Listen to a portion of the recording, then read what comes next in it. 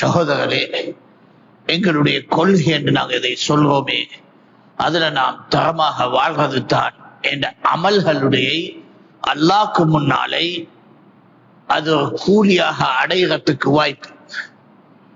நான் அமல் எவ்வளவு சிறப்பாக செஞ்சா என்ன, எவ்வளவு தரமாக செஞ்சா என்ன, என் நீயத்திலே தரமான இறைச்சனை நோக்கி இஹ்லாஸாக அவன் கூலி எதிர்பார்க்காததாக இருந்தென்றால் அது அவன்கிட்ட இருந்து நான் கூலியை எதிர்பார்க்க முடியாது.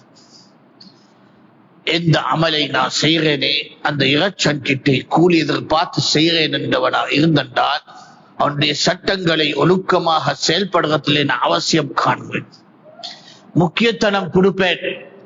என் வாழ்க்கையிலே ரப்புல் ஆலமீனுடைய திருப்தி தான் எனக்கு முதல் அவசியமானது என்றதை கவனிச்சு அதுக்கு முதல் ஒருமையை நான் கவனிப்பேன். சகோதரர்களே, இதாகின கொள்கை. எதுக்கு நாங்க சொல்றோம்? ஒரு மனிதனுடைய கொள்கை, கொள்கையை பாதுகாப்பா வைக்கிறது தான் நான் உயிரோட வாழ்றது அர்த்தம். நான் மண்ணுக்கு மேல் பாதங்களை அமர்த்தி நடந்ததுக்காக உயிரோட வாழ்றது அர்த்தம் இல்லை. உயிரோட வாழ்வது என்றால் அந்த இறைச்சனுடைய நம்பிக்கையை இதயத்திலே தரமானதா இருக்கிறது தான் அந்த உயிரோட வாடும் ஒரு முஸ்லிம்.